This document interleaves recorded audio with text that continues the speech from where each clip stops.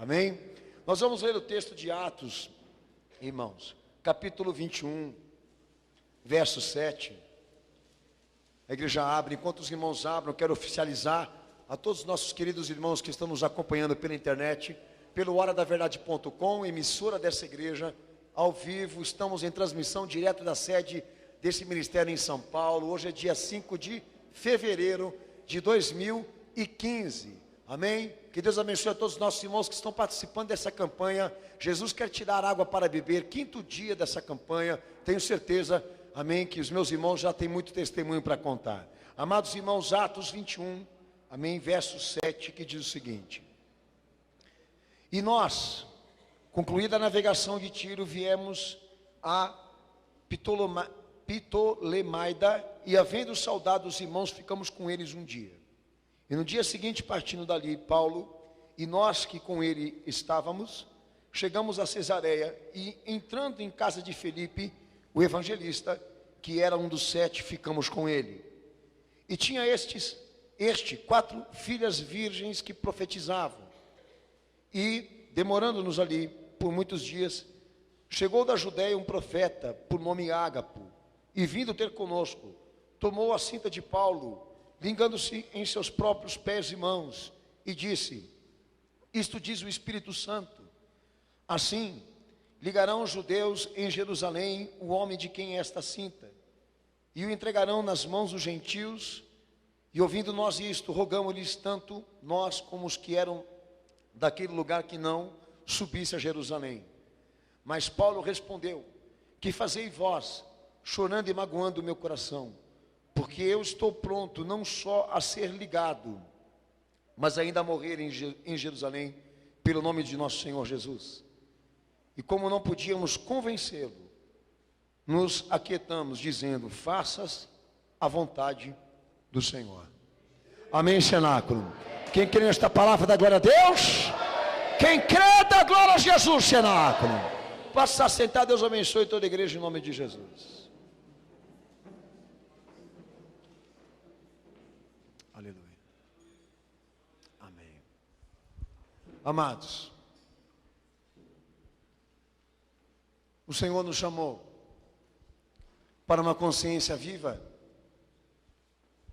E isso quer dizer, irmãos, que a nossa consciência, o que recebemos do Senhor por consciência, já nos traz um caminho definido.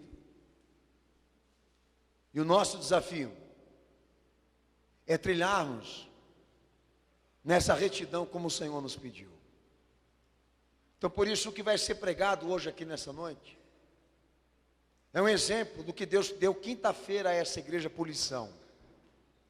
Que vou fazer algumas observações importantes aqui dessa campanha, antes de começar a pregar sobre o Espírito Santo. Deus tem nos direcionado a um evangelho diferente do que tem sido pregado lá fora. E temos encontrado um desafio muito grande diante dessa fé que nós assumimos em Jesus Cristo. Sermos mais profundos e legítimos, como sinceros nessa busca pelo Senhor. E isso se deve ao fato da igreja ter um fundamento espiritual da qual ela não pode recusar de maneira nenhuma a obedecer, mas deve com todas as forças respeitar, profundamente respeitar, porque a paga de Cristo para aqueles que respeitam, obedecem e o servem nas condições legítimas é a salvação. E não tem bem maior e conquista maior para um crente do que poder ter a licença de entrar no reino de Deus quando ele precisar. Por isso, irmãos, não duvide do que o Senhor vai te falar hoje aqui. Medite no que Ele tem tratado com você nessa campanha. Pois o Senhor tem nos dado uma água para beber diferente daquilo que as pessoas estão bebendo lá fora. Uma água que nos traz condição de vida. Uma água que nos traz realização espiritual com Deus. Uma água que nos traz salvação com Cristo. Uma porção, uma experiência com o céu, que nos aproxima de Deus. Uma porção do alto, que nos faz estar presentes nas ações, nas investidas desse evangelho. E esta é a água que o Senhor veio dar ao crente fiel. Um estado de pura realização. Um estado de conquista espiritual. De comunhão absoluta com Deus. Diferente da água que as outras igrejas estão querendo beber, que é somente o da realização física e material. E tenho frisado aqui nessa campanha, se o meu Senhor só se limita a pregar conquistas terrenas, de nada vale o que ele sofreu, de nada vale o evangelho que ele pregou, porque ele se iguala às outras religiões. Mas sabemos que o Senhor não nos trouxe esse estado de realização imprópria, que é fazer com que os homens sejam felizes aqui, mas completamente distantes, longes e perdidos da eternidade, das promessas celestiais. E lembra as palavras do apóstolo Paulo, que com tristeza nós falamos acerca daqueles que são inimigos da cruz de Cristo, pois o seu Deus é o ventre, a sua glória é o mundo, o seu fim sempre é a perdição. Mas digo que a nossa pátria está no céu, de onde virá o nosso Senhor, disse esse irmão, e é para lá que nós queremos ir, é para lá que nós queremos neste momento ir. Isso quer dizer que toda disponibilidade, todo investimento, todo propósito da igreja, procedente do evangelho puro, está voltado para ela poder entrar no reino de Deus que Jesus conquistou pela cruz, quando ela for chamada. Há conquistas aqui na terra? Sim, mas estas são tratadas por Deus como conquistas parciais, pois a conquista maior está em ouvir o Senhor dizer: bendito, filhos do meu Pai, poder entrar no seu reino, porque aqui há pastagens, há muitas moradas. É isso que esta igreja agora quer ouvir dele quando ela for chamada. Aleluia, meu Senhor, aleluia, meu Salvador, pois ele nos veio dar água da vida eterna, e nós queremos esta água para beber. Então de lá para cá nós vemos e ouvimos o Espírito Santo aplicar lições aqui, preparando um caminho de reflexão e interpretação desse evangelho, para que todos aqui não fiquem de fora da participação. Lembre sempre, há uma diferença muito grande entre você entrar numa igreja e a outra de você estar onde Jesus está. Faça essa diferença entre aqueles que estão ali delirando, estarem acobertados, garantidos, por causa de instituição religiosa. Buscamos algo além dessa placa, dessa parede, dessa instituição, que é a comunhão com o Salvador. E Deus tem preparado um caminho aqui por intermédio do seu evangelho para que todos participem disso. No primeiro culto, o Senhor deu uma lição a todos nós aqui nesse ministério. Quais seriam os pretendentes a beber da água da vida eterna? Que os tais eram aqueles que tinham definido, escolhido ter uma vida somente por Ele, mais do que pelas coisas que foram criadas, que definiram que Jesus seria a sua vida, que independentemente das realizações carnais, que independentemente das realizações materiais, Jesus seria a fonte do saber, do conhecer, da existência desse crente. Como que Jesus ele tem sido dedicado a dizer, a nos falar, quem são os escolhidos? A beber da água que ele veio dar. Todos podem, mas a qualificadora no Evangelho existe para dizer qual é o tipo de pessoa que vai poder participar disso. Então respeite o que chamam de beatismo. Para nós é desafio a ser alcançado por Cristo. Não estamos aqui para sermos beatos, fanáticos por qualquer causa. Se fizermos uma escolha por Jesus Cristo, para que Ele seja a razão da nossa existência e da nossa vida, é porque alguma coisa Ele fez por nós que mereça isso. E eu não posso negar a cruz do meu Senhor por qualquer capricho dessa vida, desse mundo. Eu não falo de uma lição doutrinária. Falo de um desafio, amá-lo à altura do amor que Ele representou por mim. E seria demais pedir isso.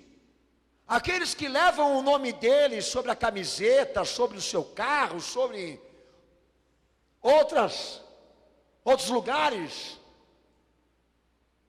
Seria difícil transformar o movimento evangélico atual em uma razão cristã. Razão quer dizer eu vivo, eu existo, porque Jesus habita em mim.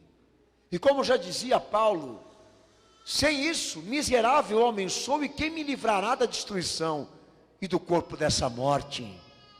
Não somos nada sem Jesus, o crente diz isso. Não somos nada sem Cristo, o crente determina isso. Então para ele, Jesus é mais especial e mais importante do que todas as coisas que Deus criou na terra. Até as mais importantes para a sobrevivência do homem. Então ele determinou que a partir do momento em que ele se converteu, Jesus seria a sua busca primordial. Jesus seria a sua preferência. Jesus seria o seu poder de vida e de existência. E esse é o pretendente do Cristo, o escolhido, a ser saciado, alimentado aqui nesta noite. Ouvimos do nosso Senhor que os candidatos a receber o refrigério da alma e a obter licença para alcançar o estado da realização eterna com Deus, sempre será o crente. E se pergunta, quem é o crente? Todo mundo quer ser, todo mundo diz ser, mas o Evangelho me diz, o crente é aquele que foi encontrado por Jesus arrebentado, estourado, esfolado, sem dignidade, sem vida, sem nada. Mas a partir do momento que o Senhor estendeu os braços para ele, ele o recebeu e o reconheceu e assumiu com Cristo uma determinação, transformar os recursos da vida que muitos morrem para ter em matéria de fé, transformar o status que este mundo neste momento se esfola para comprovar realização, transformar esse status em resposta de fé, em resultado de fé. Isso quer dizer, o crente sempre é aquele que se arrepende do pecado, que incorpora o Evangelho, que crê em Jesus, sempre aquele que está dedicado a se empenhar em transformar os meios na vida que realizam o homem para realizar Jesus. E esses são os candidatos a beberem da água que eu tenho para dar, porque eles olham para mim e entendem quem eu sou.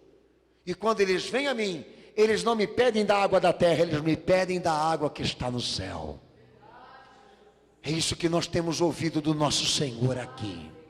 São lições importantes que faz você chegar a Ele e faz também com que você participe de suas promessas, participe de suas ações, participe da sua salvação, porque Deus quer salvar. Jesus morreu para salvar, Ele se doou pela salvação dos homens, Ele comprovou isso para nós. Mas por que será que há processos no meio cristão que estão emperrados e parados ao meio do caminho? Porque há pessoas que neste momento agora estão representando uma fé completamente decepcionada, frustrada, sem realização com Deus, porque alguma coisa eles não quiseram aprender, alguma coisa eles não quiseram obedecer, algo eles falharam. Eu não posso admitir que o meu Senhor parou de fazer algo pela sua igreja na terra, por aqueles que estão dentro dela, sendo que até a cruz Ele foi perfeito,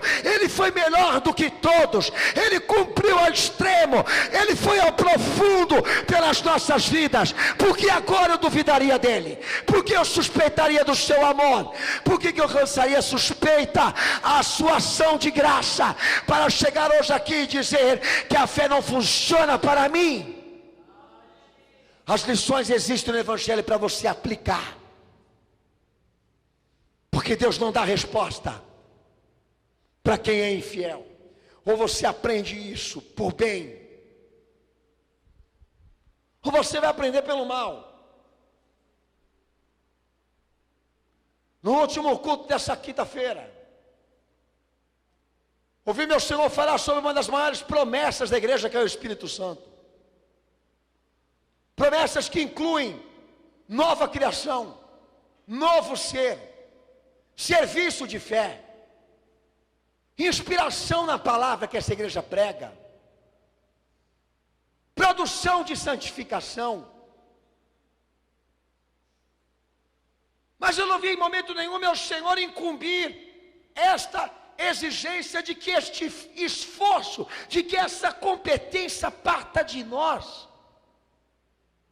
Viu meu Senhor dizer que esta obra quem faz é Ele por intermédio do Espírito Santo. É a única coisa que Ele pede, que Ele solicita àqueles que querem participar da dispensação da sua salvação, do seu Espírito, é que realmente cheguem a uma decisão se é isso que eles querem. Porque da mesma forma que muitos não conseguiram chegar a uma compreensão por que o Salvador veio à terra para morrer, também há delírios, e muitos também não entendem por que o Espírito Santo foi dispensado na igreja, derramado sobre nós, a sua função, ao que está submetido. Mas o fato é, toda obra Jesus pode tornar possível em nossas vidas, mas só uma coisa Ele não poderá fazer: chegar em uma conclusão e dar uma resposta por nós, se realmente nós queremos nos arrepender, se realmente nós queremos nos converter, se é isso que nós queremos. Todas as promessas do Espírito Santo que foram voltadas àqueles que têm a fé em Jesus, pairam sobre quem é convertido, está sobre quem é crente. Essas duas lições que o Senhor aplicou nesse propósito teu com a cruz, desse propósito teu com Jesus, são importantíssimas para que você esteja participante disso. Eu não vejo o céu se movimentando em torno de contradições, dando tratamento especial para quem é contraditório. O Evangelho é muito honesto em dizer isso. E isso é o que nós viemos fazer hoje aqui nesse culto. Se nós estivermos aqui somente por recursos que se esgotam, não entendemos quem é Jesus. Mas se viemos aqui em busca das coisas eternas que Ele nos preparou pela fé, aí nós estamos entendendo do que o Evangelho consiste. Se estamos aqui nesta igreja hoje, aptos para abrir mão de nossas vidas por Ele, se estamos aqui hoje aptos a enfrentar esse desafio que é transformar os nossos prazeres, as nossas alegrias, os nossos sonhos, as nossas realizações em conquista e testemunho de fé, em glória para Ele. Então nós entendemos o que Ele quer de nós. E a partir do momento em que nós doarmos a este Jesus a nossa vida, com este parecer, toda a obra que o Evangelho determina por regra será possível na tua vida, será possível na vida de qualquer um, pois o Senhor não nos deu encargo maior daquilo que nós não podemos suportar. Ele não nos deu exigências maiores daquelas que nós não podemos cumprir. Eu não vejo meus senhores esfolando, eu não vejo ele desgastando, eu não vejo ele escravizando aqueles que o seguem. Pelo contrário, ele disse: o meu jugo, o meu fardo é leve e suave. O que desgasta é o pecado, o que destrói é o diabo e a iniquidade. Mas só pelo fato de haver essas duas pendências, de você não saber dizer de quem você é, e quais os teus objetivos com essa vida, você não poderia nem ter sido batizado nas águas, com essas indecisões. Mas o Senhor nos preparou um exemplo aqui nesta noite, baseado na vida de um homem chamado Filipe. Texto esse que eu li com você, em Atos capítulo 21, do verso 7 ao verso 14. A Bíblia fala pouco sobre este homem, mas o que fala suficiente. E uma das primeiras citações que a Bíblia relata estão no Evangelho. Eu quero acompanhar isso com você.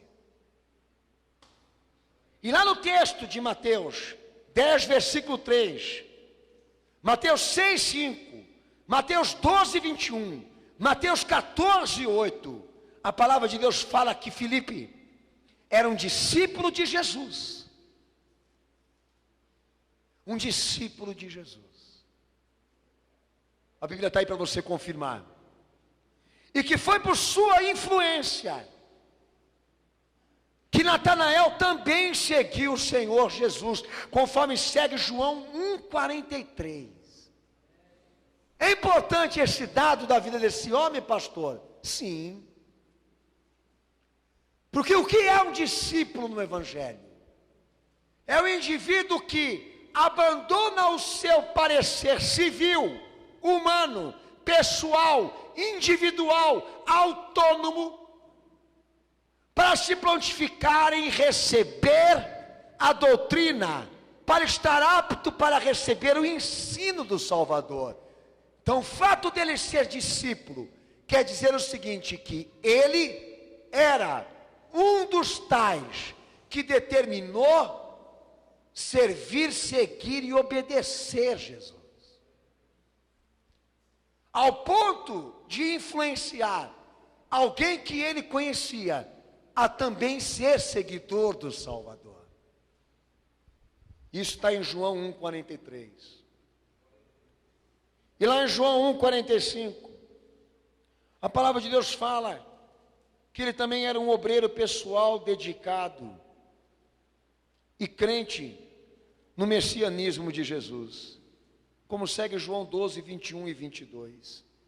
A Bíblia fala que este homem, além de estar apto a ser discipulado, doutrinado pelo Salvador, ele também era dedicado, companheiro, ele também era um obreiro pessoal e crente, de que Jesus cumpria o mandamento, a justiça de um filho de Deus, não de um qualquer homem. Ele estava lá para cumprir o que os profetas falaram.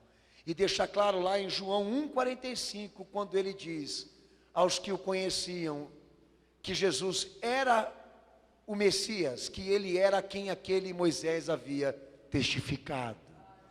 não são palavras qualquer de devoção. Senhor, entra na minha casa, entra na minha vida. Não é isso. O que este homem fala, deixa claro de que ele tinha conhecimento absoluto da natureza, da procedência daquele que ele chamava Jesus. Ele poderia chamar Jesus do Filho do Altíssimo, ele poderia chamar Jesus do Cristo, ele poderia chamar Jesus do Messias, porque ele cria, como os profetas também creram, que antes dele ser homem e carne, ele é o Filho de Deus. Ele é o Filho do Altíssimo, que veio dar a sua vida por nós.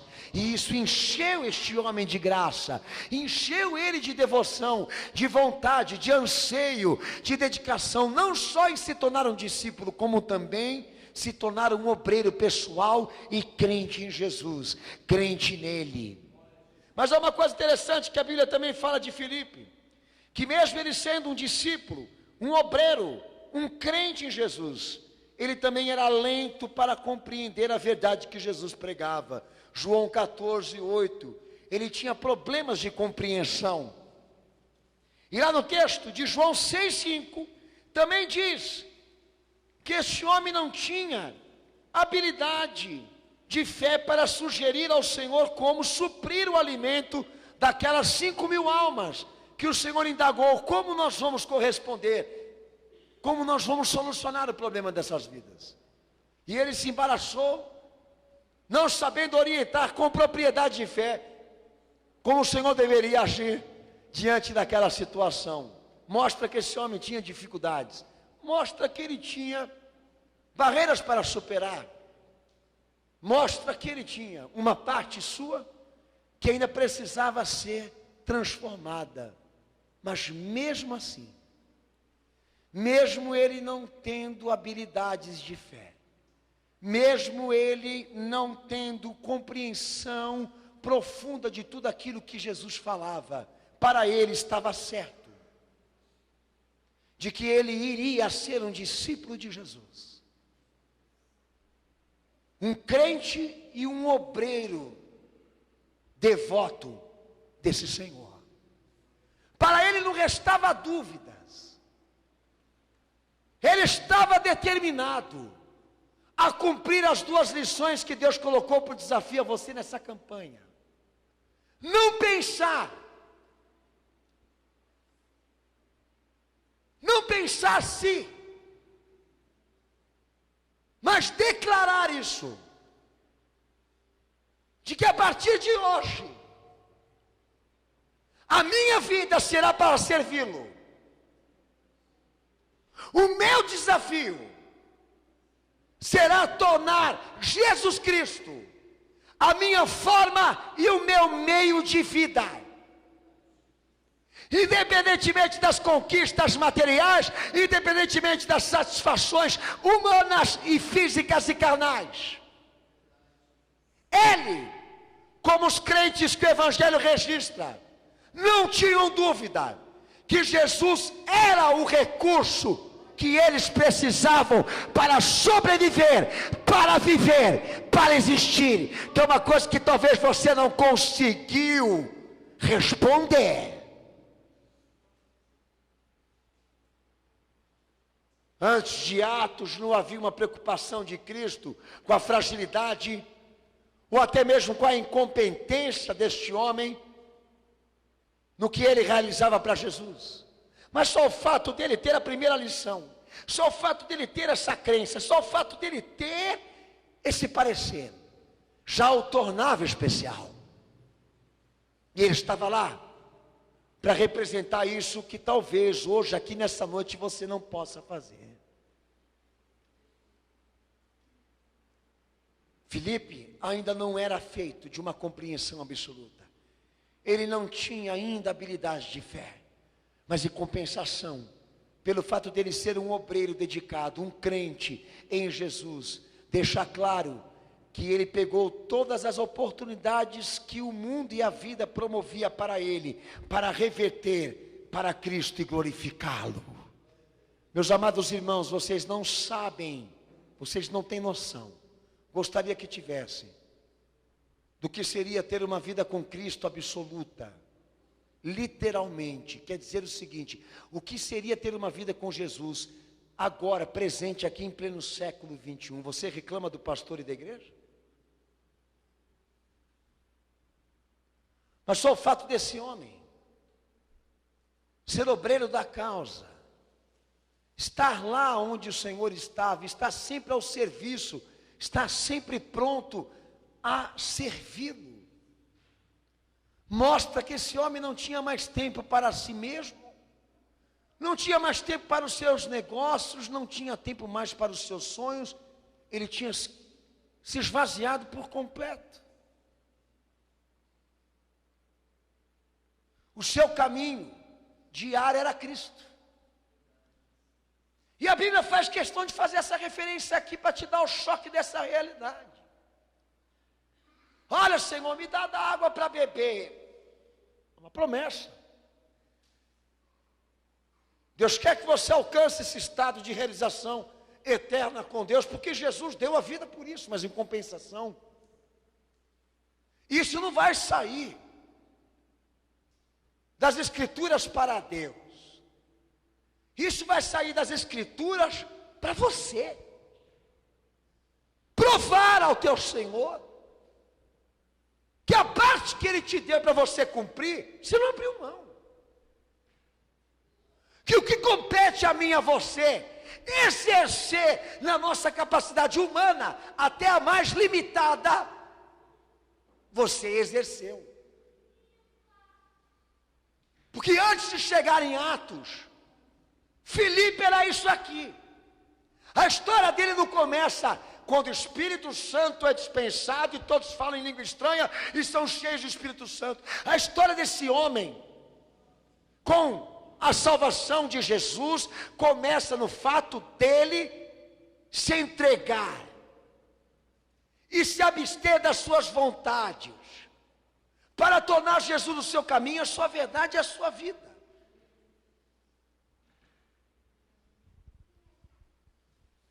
Mas há pessoas que anteciparam, e eu costumo dizer isso a vocês, venho dizendo sempre isso aqui, em cultos nessa igreja, que antecipam a liturgia, que antecipam as práticas ritualistas da fé cristã, que também são importantes, necessárias, mas aparentes, simbólicas, superficiais, perto disso que eu estou te falando aqui. Porque eu já batizei 2 ginásios do Maracanã como pastor, ao teu conhecimento. E a minha igreja hoje não se resume nesse número. Porque quando você começa a dar noção o que é ter Jesus e ter com Ele uma vida, a igreja esvazia, não enche. Então é mais fácil para aquela pessoa assumir um compromisso, por exemplo, em cair nas águas de um batismo e sair dali com a impressão de que tudo mudou e agora ela é algo diferente, do que aquele que busca uma experiência de fé para comprovar o quanto ele está disposto a receber de Jesus o seu ensino e o quanto ele está disposto a tornar Jesus o seu meio de vida, que é a experiência desse homem aqui, do que ele elaborou, do que ele construiu para chegar até em Atos e estar lá, desfrutando das promessas, das realizações, desse estado de realização com Deus, do alcance dessa realização eterna com Deus. Então eu entendo que a igreja é um processo importantíssimo na vida de uma pessoa que quer ser salva com Cristo, pois é aqui que o discipulado é implementado. É aqui aonde se implementa uma vida com Jesus, da qual exige matéria de testemunho de fé, evidências de uma vida com Cristo. Não é essa porcaria que vocês estão vendo aí, aonde virou cantata, aonde virou música gravada, aonde virou marcha para Jesus, multidões nas ruas gritando o nome dele, porque é a parte simbólica. Eu não quero a parte simbólica. Eu não quero o rótulo, a aparência, porque isso a religião já me produz. Eu estou em busca de uma coisa viva, de uma coisa verdadeira com Cristo, de algo evidente, produtivo, construtivo, confirmado com Deus. E pode ter certeza, o que o Senhor aqui nessa campanha quis preparar para você, começou exatamente naquilo que você está disposto a ofertar para Cristo. Agora, se você não está disposto a ofertar nada em pró ao que Ele te pede, a nível de o quanto Ele é importante para você, até onde você está disposto a ir por Ele neste meio de vida, até onde você está disposto a glorificá-lo, você pode ter certeza de uma coisa: você não é um pretendente nem o escolhido a beber do que Ele tem para te dar. Não é fácil você ser um escolhido de Cristo. Por isso Ele definiu: muitos vão ser chamados e poucos são os escolhidos. Porque entre as multidões que clamam o nome dEle, os salvos só são aqueles que o valorizam. E esse é o nosso desafio aqui. Como foi quinta-feira passada, não é se preocupar como as coisas vão acontecer, mas se eu quero que aconteça. Não é falar, mas meu Deus, como isso vai acontecer? Deixa por conta que Ele faça. Mas Ele te deu a sua parte para cumprir. Ele deu a tua parte, Ele deu a minha. E o que nós estamos fazendo com isso, pelo amor de Deus? O que a igreja fez com o Evangelho, irmãos? O que os homens transformaram a verdade de Cristo? No que eles transformaram? Vocês sabem do que eu estou falando aqui? É só mudar de canal. E você vai deparar-se com uma igreja especializada em tornar a marca de Jesus, o seu nome, numa realização humana, num prazer simples de um homem.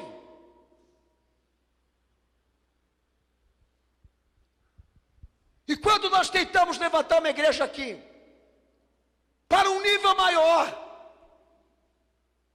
ao do Evangelho e não da filosofia, da psicologia, mas do Evangelho, nós somos constrangidos a não falar sobre isso. Nós somos intimidados a não tratar a natureza dessa salvação como lhe é devida. Porque assim como os homens estão se sentindo quando são chamados a um compromisso maior por Cristo, eles se sentem afrontados, eles se sentem desonrados, eles se sentem discriminados, como se isso não fosse um privilégio, mas um terrorismo. Antes eles estivessem sofrendo porque servem a Cristo, antes eles estivessem sofrendo porque eles praticam, obedecem a palavra demais, mas sofrem, se entristecem, porque Jesus chama a sua igreja para um compromisso legítimo e fiel. Evangelho, por favor, me dê a natureza do que é ser crente em Jesus. Tome exemplos, tome história, toma evidências, vivência. A Bíblia é isso. Mas espera lá, você pega uma vida com Jesus para fazer o que te dá na telha. Pega uma vida com Jesus para usar esse recurso diário para lhe promover, ao invés dele ter alguma coisa errada aí. E é nessa divisão que eu fico, entre o que quer e o que não quer, entre o que crê e o que não crê. Os caras estão aqui batalhando para congregar na igreja. Estão batalhando para ficar aqui para ouvir uma pregação. Isso deveria ser dado como teu dever. Nós estamos num degrau, a degraus acima disso que você está lutando aí, meu amigo. Para nós vir na igreja ouvir Jesus falar é um prazer. Nosso desafio não é aguentar ouvir Ele falar. Nosso desafio é dar a Ele o que Ele merece, a nossa vida.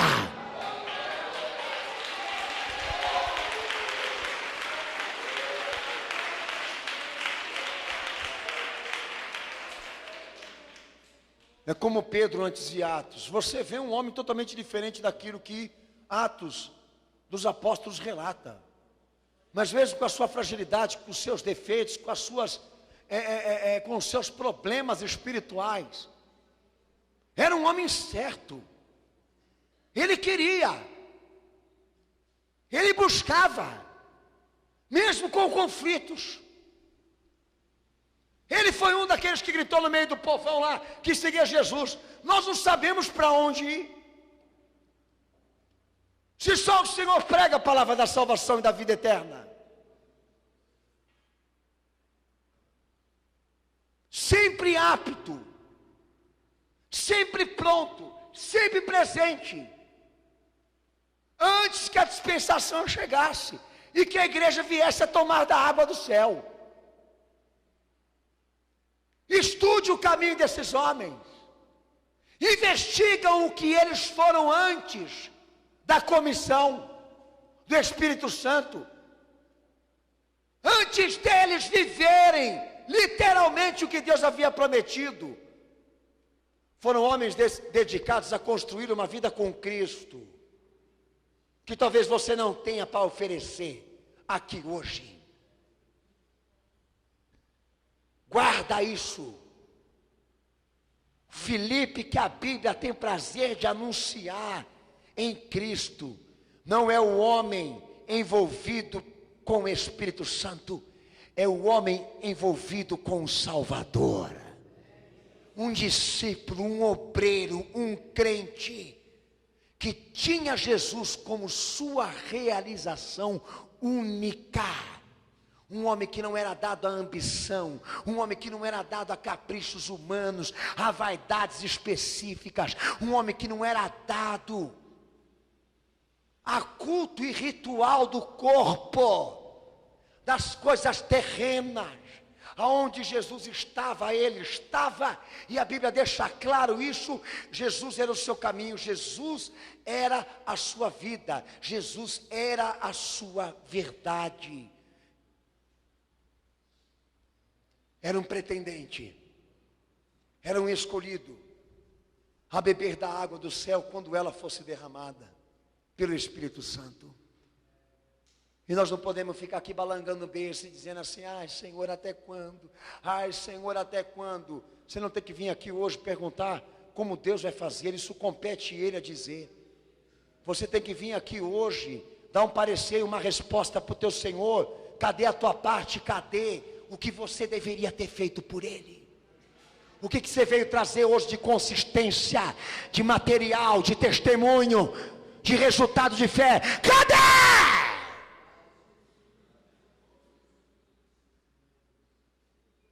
Você não sai desse buraco enquanto você não se resolver, enquanto você não se decidir. Pois o justo viverá desta convicção e desse parecer em Cristo. É o nosso motor, é a nossa gasolina, é o nosso combustível, aquilo que pensamos, aquilo que sentimos e aquilo que vemos por Ele. Pouco importa saber hoje que as pessoas vieram aqui precisando, porque não é a minha parte como pastor. Ele vai administrar isso na minha e na tua vida, que até eu não sei dizer o que vai ser de mim, mas sei o que Ele quer de mim, e esse é o caminho que Ele me preparou para seguir.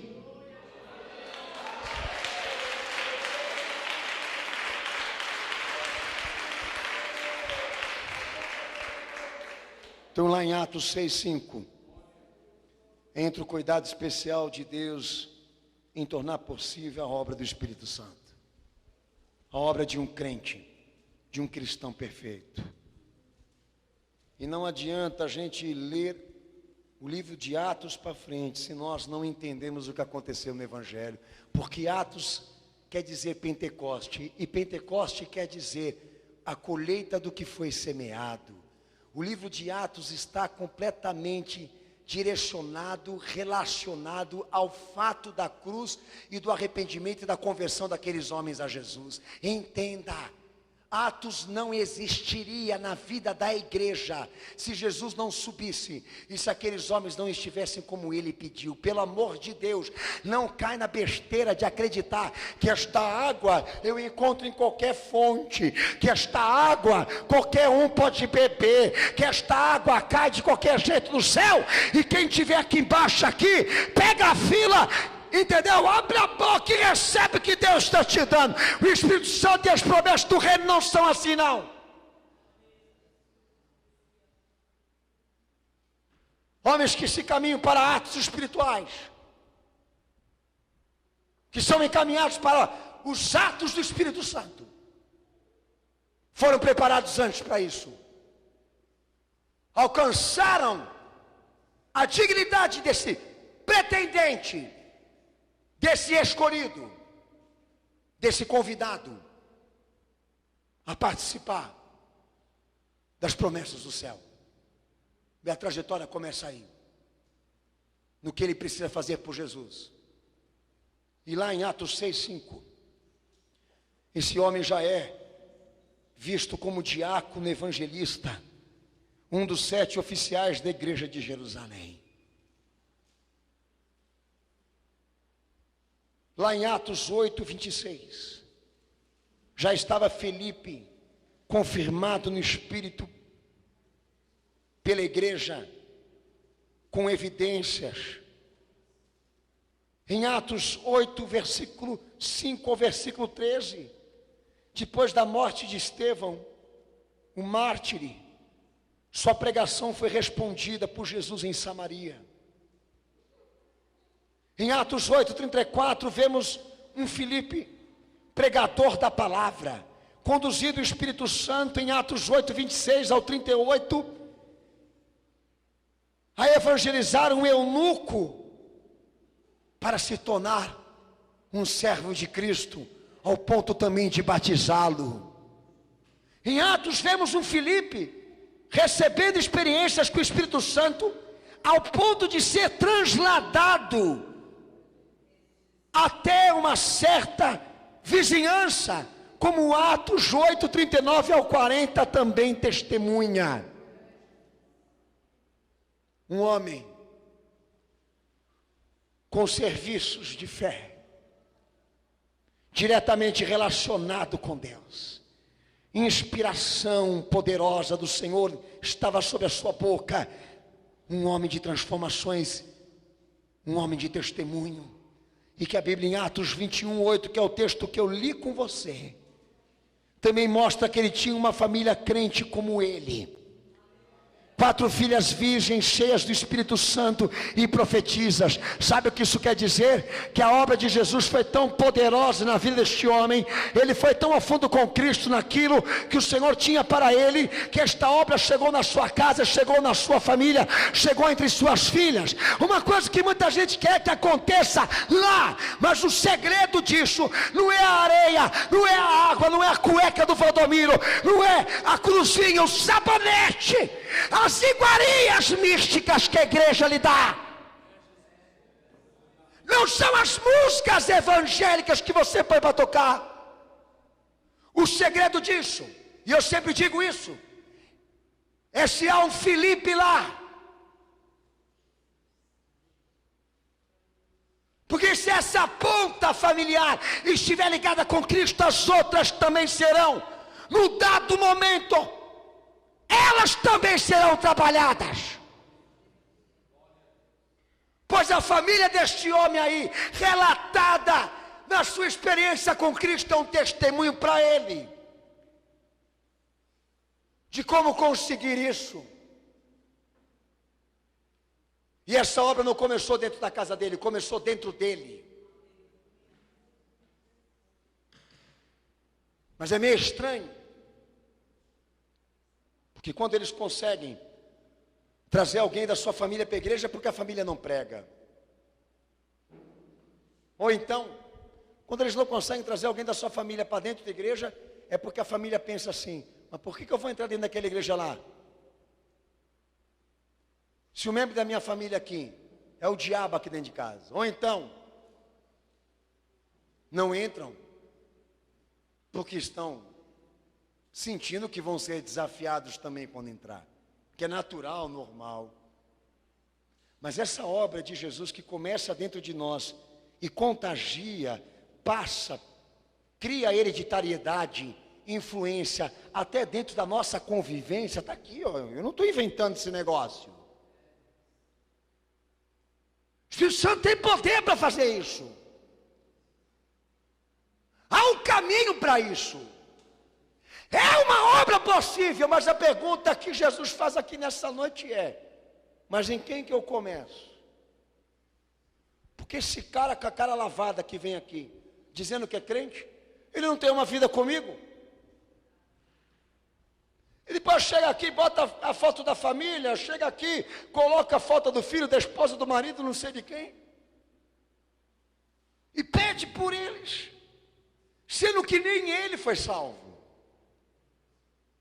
sendo que nem ele tem certeza. E veja só, por que a Bíblia faz questão de dizer que essas mulheres, que estas filhas eram virgens? Você parou para pensar por quê? Porque há na virgindade santidade? Não. Porque a virgindade dessas meninas quer dizer que elas eram educadas. Que elas eram educadas. Que elas não tinham um mau pai, mas um ótimo exemplo dentro do seu lar. E para mim a evidência do Espírito Santo na vida da igreja começa aí. A matéria da fé, o resultado da fé, a evidência da fé. Sem isso, tudo é porcaria. É quando ele entra dentro da casa dele, do emprego dele. É quando ele vai para o convívio social. É quando ele entra no público, na multidão, na massa. É lá que nós vamos saber quem está dentro dele e quem é ele. Atos faz questão de dizer que o seu lar, a sua casa, tinha hospitalidade. Mas uma hospitalidade diferente. Por quê? Porque essa hospitalidade se transformava em culto. Aí vem a ideia de que a igreja era dentro de casa. Não. É que o culto não parava, é diferente. Então quando chegava um irmão, uma irmã na fé, para se encontrar com aqueles que eram da casa de Felipe, haviam razões suficientes para quê? Vamos parar, vamos orar, vamos clamar um pouco. Vamos fazer dessa reunião um culto. Quando Paulo entra na casa desse irmão, o que ele encontra? Ele encontra o que nós gostaríamos de ver nos dias de hoje. A igreja dentro das pessoas. A igreja dentro dos seus corações. A igreja e Jesus dentro da vida delas. E eu lhe pergunto aqui hoje, amado irmão, esse pretendente, aliás, a beber da água do Espírito Santo, quando você foi na casa dele, você encontrou o quê? E se alguém entrar na tua, vai encontrar o quê?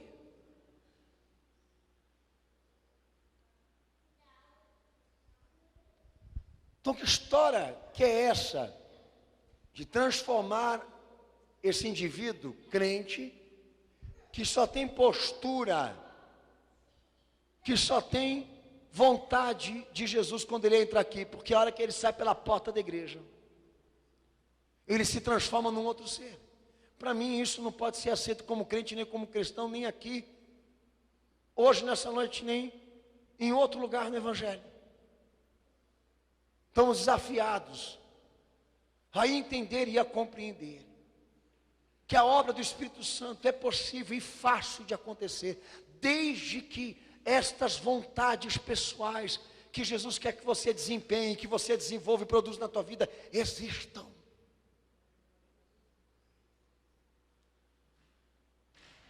E assume, eu não consigo alcançá-las, não porque Jesus não é suficiente, mas porque eu não trabalho para isso.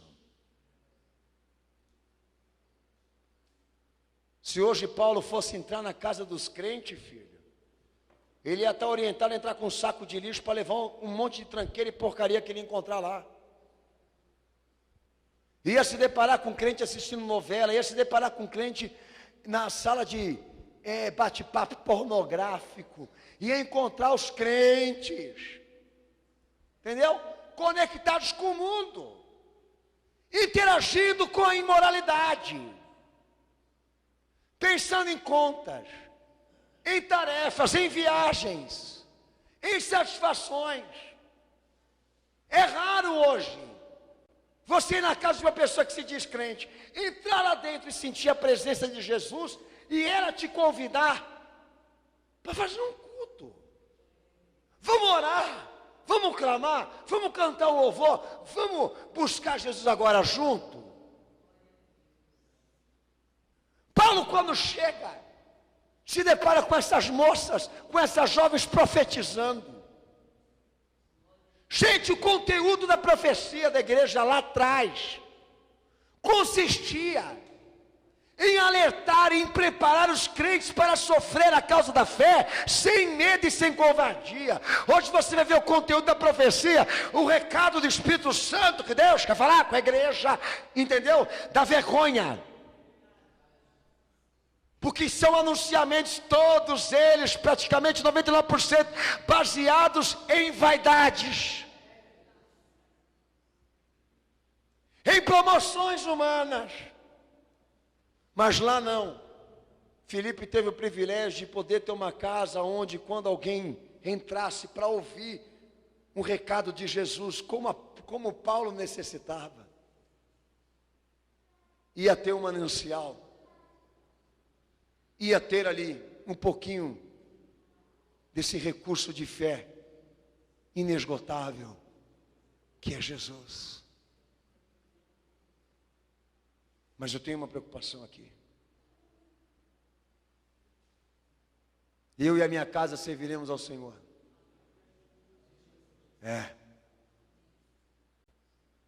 Mas não acontecerá isso se essa igreja, se esse Jesus não estiver dentro de você. Um homem que teve o privilégio de poder chorar, sofrer junto com as suas filhas, o sofrimento da igreja, o sofrimento do movimento apostólico, se sentirem tocadas, porque a igreja corria risco de vida. A Bíblia é bem clara em dizer isso. Um homem que poderia ter o gosto hoje de dizer para vocês que a casa dele, mesmo tendo conflitos com a fé, mesmo tendo conflitos com o sofrimento pela causa de ser um cristão, mesmo assim ela opta por uma vida consagrada e obediente à vontade do Senhor. Que foi quando Paulo disse para essas filhas e Filipe: por que vocês me constrangem chorando por mim? Por que vocês me constrangem? Eu estou pronto para morrer, para sofrer pelo meu Senhor quando for a Jerusalém. E foi quando eles disseram: então que seja feita a vontade do Senhor. Irmãos, essa obra que eu estou lhe pregando aqui, em Atos, porque Atos é o núcleo da igreja, está completamente desacreditada essa obra hoje. As pessoas não confiam mais que isso pode acontecer.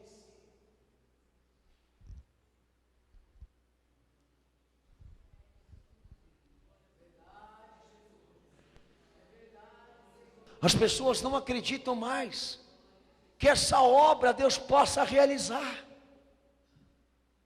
que esse milagre possa acontecer. Mas do que nós ouvimos o nosso Senhor falar, para o Senhor essa criação, esses desafios, essa obra, essa extensão, esse caminho. Nós não fomos chamados para andar só. Deus não vai deixar a sua igreja só. Esta obra foi convocada para ser concluída por completo na minha e na tua vida. Mas essa partida não pode ser dada da parte do Senhor, tem que vir de você. Tem que partir de nós. Mas como que o Senhor vai conseguir levantar uma obra de salvação que envolva você e a tua família e a tua casa, se você não quer se pôr no lugar desse pretendente, que nós estamos aqui nesse momento voltados a entender, a compreender a nossa tarefa com Cristo? Se todo momento que Jesus te convida, se todo momento em que Ele te chama para um compromisso maior do que ter uma igreja, um pastor e um rótulo chamado cristão, para buscar um nível maior do que isso que o movimento evangélico está titulando como cristianismo, uma vida completa com Cristo. Uma vida completa com Jesus requer sacrifícios, requer entrega, e muitos aqui nesse culto hoje estão reprovados quanto a esse chamado. Então vem Espírito Santo, pega ele, vem Espírito Santo, pega ela. O que é isso? O que é isso? O texto de Atos é a conclusão daquilo que foi semeado no Evangelho. Não se chega lá se você não tem uma vida com Cristo. É muito bom falar de testemunho de bênçãos conquistadas e alcançadas aqui. Mas se você reter o Evangelho por ensinamento e incorporação de vida, você não chega em Atos não. Você vai sair por aí contando para todo mundo que você viu anjo, viu estatueta, viu espada, viu carruagem, viu não sei o que, viu não sei o que lá, e vai dar um xabalabalá aqui, xabalabalá lá, entendeu? Vai profetizar, vai ver pelos outros, vai ser um visionário, entendeu? Vai sair por aí vendo alucinações, mas lá no final, todo mundo vai saber que você nunca se converteu. Que é o que está acontecendo com o movimento pentecostal. Porque o movimento pentecostal nunca se baseou no sobrenatural. Antes disso, o Evangelho sempre deixou claro que aqui quem colhe é quem semeia. E a semeadura aqui é esta, é chegarmos numa conclusão exata de quem nós somos perante o chamado de Jesus e até onde nós pudemos ir nessas duas lições. Decidir. Vivemos por Ele. E transformarmos esses recursos que o mundo idolatra, para dar uma oportunidade para que Ele seja glorificado. Você entregou tua vida para Jesus assim?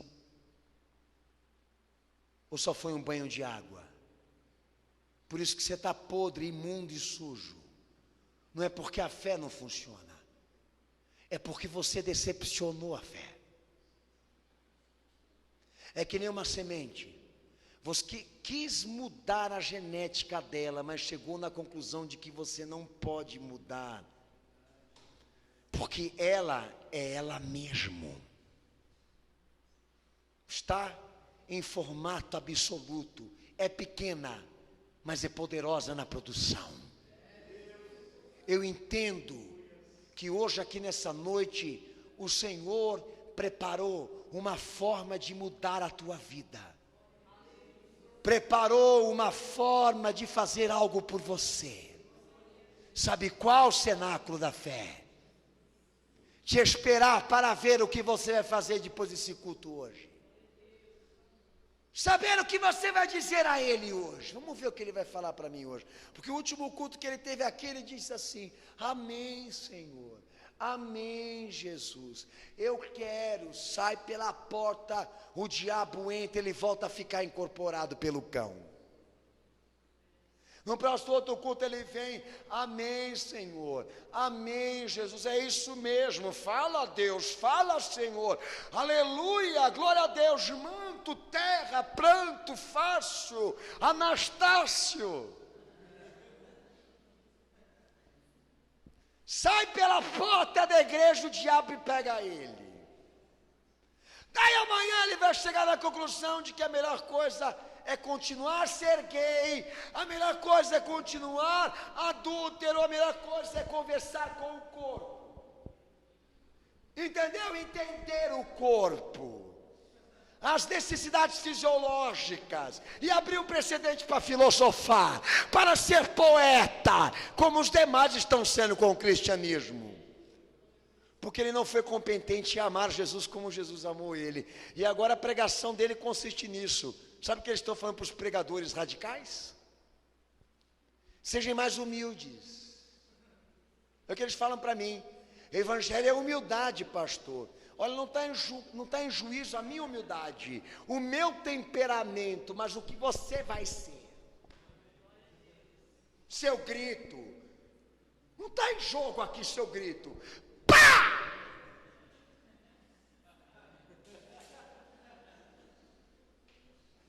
Você não gosta do meu grito? Pega um mais suave então. Mas não queira mudar a semente. Não fica nesse blá, blá, blá, blá, blá, blá, blá, blá. Porque ele não quer ir lá. Entendeu? No centro dessa decisão que Jesus requer dele. Vai ou não entregar a sua vida para mim, para que eu seja a tua glória, para que eu seja o teu caminho, para que eu seja a tua instrução, a tua razão. E fica nesses rodeios aí, vai pular o carnaval. Daí você vai ver ele agora no carnaval lá, tic-tum-dum-dum, tic-tum-dum-dum, tic-tum-dum-dum. Daí você vai falar assim: peraí, o que você está fazendo aí? Ah, eu estou pela Jocum. Eu estou aqui, entendeu, por um propósito de evangelismo. Ah, por que você não se veste como traveco também? Bota umas tetas aí e vai evangelizar.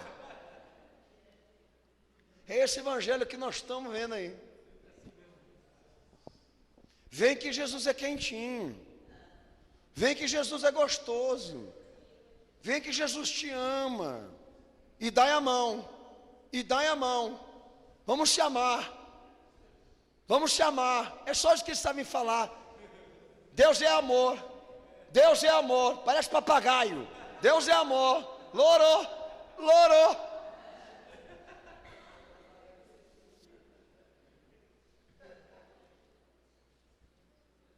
E Jesus às portas esperando dele algo maior. De que o passo seja dado. E nosso desafio é esse. A fonte da água. Mas não é qualquer um que vai lá para beber.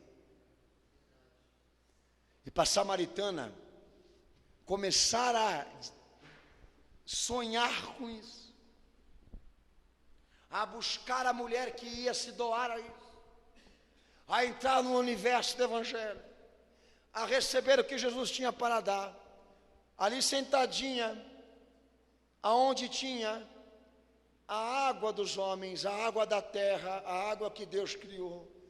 O Senhor a submeteu a uma experiência da profundidade disso. Você já teve 5 maridos, e esse que você não tem não é teu, tá? Bem sei que o Senhor é profeta. Bem sei que o Senhor agora é um visionário. Não, se você souber quem eu sou, você não vai me pedir desta água aqui, você vai pedir daquela água de lá. Porque esta, quando você beber, você beberá como crente, você beberá como obreira, você beberá como discípula minha, e eu farei esta obra na tua vida. Eu farei você ter gosto pelo céu e pela tua salvação, mais do que esses 6 maridos que você já teve.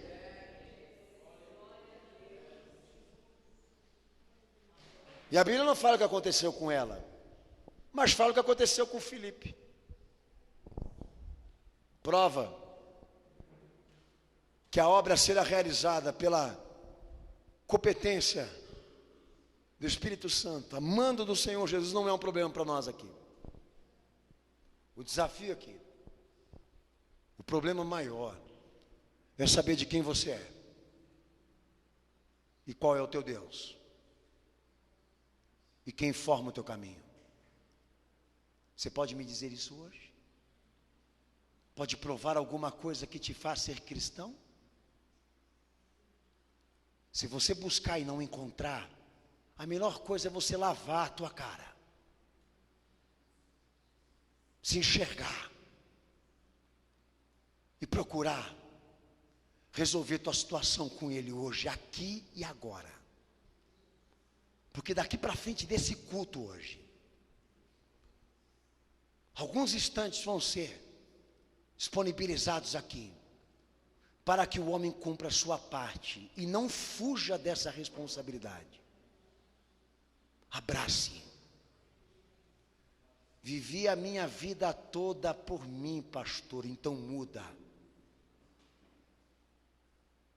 Só falei de Jesus da boca para fora, então muda. Não sou o que eu prego, muda.